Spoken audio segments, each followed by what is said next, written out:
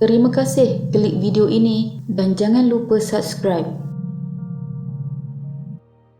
Kisah wanita bernama Cut Zahara Fona yang mengaku hamil bayi ajaib ini pernah menghebohkan Indonesia pada tahun 1970-an. Wanita kelahiran PD Aceh itu mendakwa janin dalam kandungannya boleh bercakap, mengalunkan azan dan membaca ayat-ayat suci Al-Quran. Siapapun yang menempelkan telinga pada perut Cut Zahara mampu mendengar janinnya berbicara maupun melantunkan ayat suci Al-Quran. Berita itu pun tersebar ke seluruh Indonesia dan dimuat di berbagai media massa ketika itu. Berita pelik ini pasti mengejutkan orang ramai. Akibatnya, ramai yang ingin tahu tentang bayi ajaib yang dikandung Cut Zahara. Orang ramai mula berbondong-bondong menemui Cut Zahara untuk melekapkan telinga ke perutnya dan mereka pasti mendengar bunyi alunan ayat suci Al-Quran dari perut wanita itu. Malah ramai pemerintah dan wakilnya yang juga percaya dengan keajaiban rahim Cut Zahara. Waktu itu, perutnya juga kelihatan bergerak-gerak dan mengeluarkan bunyi seperti seseorang membaca Al-Quran yang menarik minat orang ramai. Tidak disangka ianya hanya satu penipuan semata-mata dan ramai yang telah terpedaya. Lalu, apakah penipuan yang dilakukan oleh Cut Zahara Fona ketika itu? Ini adalah kisahnya.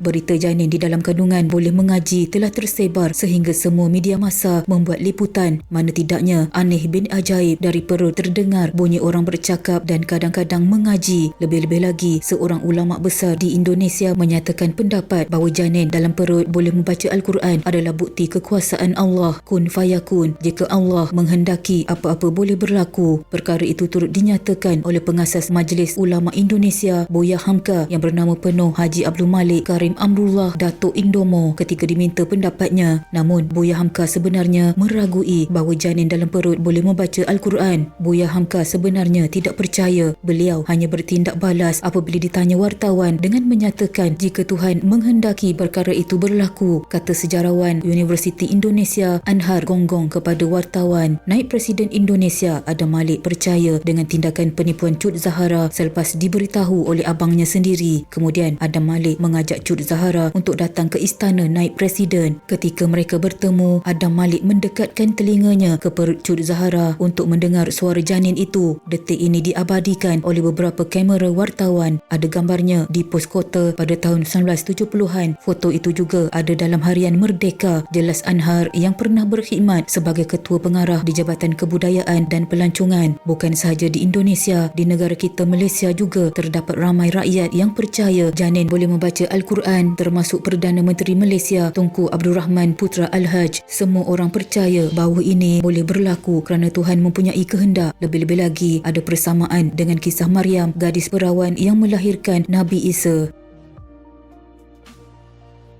Walaupun kebanyakan orang percaya perkara ini, Ketua Pejabat Kesihatan Wilayah DKI Jakarta, Dr. Herman Susilo menunjukkan keraguan. Dia meragui bahawa janin boleh membaca Al-Quran di dalam perut ibunya kerana bayi dalam kandungan tidak dapat membuka mulut atau bernafas secara normal sehingga tidak dapat mengeluarkan bunyi. Kerana menentang kata-kata, Dr. Herman diancam bunuh oleh fanatik yang percaya bahawa bayi dalam perut itu boleh membaca Al-Quran. Dr. Herman bersembunyi di kawasan Ciganjur dan meninggal dunia pada tahun 1998. Cut Zahara dan suaminya terus mengembara ke seluruh Indonesia untuk bertemu pegawai kabinet pembangunan dan pegawai negeri yang lain. Harian Kompas pada 16 Oktober 1970 melaporkan bahawa pasukan perubatan Hospital Tentera Pusat RSPAD Gatot Subroto, pejabat peguam negara dan polis negara telah campur tangan untuk menyiasat kes tersebut. Namun, apabila sepasukan doktor dari RSPAD ingin menjalankan pemeriksaan pada 13 Oktober 1970, Cut Zahara tidak mahu diperiksa. Dia hanya berjaya diperiksa seminggu kemudian.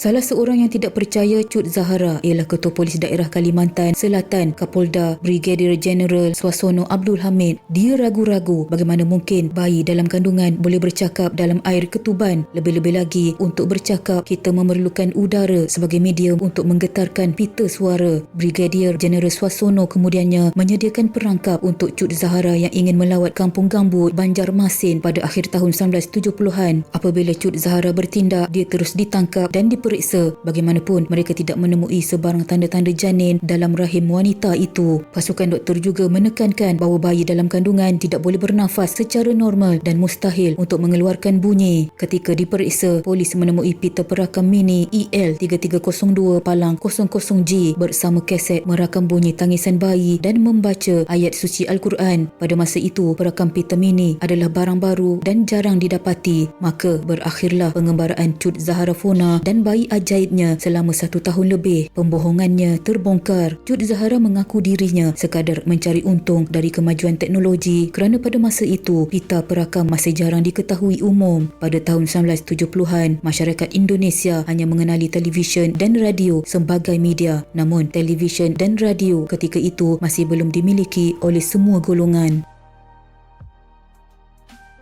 Tiada siapa yang tahu bagaimana nasib Cut Zahara seterusnya. Akhbar ketika itu tidak lagi melaporkannya, apatah lagi akhbar Harmokos Poskota. Selepas berjaya membongkar penipuan Cut Zahara, Brigadier Jeneral Swasono telah bersara awal. Ada dakwaan beliau dipecat kerana memalukan pegawai tinggi negeri ketika itu. Tidak lama selepas itu, Brigadier Jeneral Swasono meninggal dunia pada usia 52 tahun akibat keracunan. Jenazahnya dikebumikan di tanah perkuburan pahlawan Kalibata, Jakarta Selatan. Sementara itu, Harmoko kemudiannya berjaya menjadi Menteri Penerangan sehingga kerajaan Orde Baru jatuh pada Mei 1998. Sekian.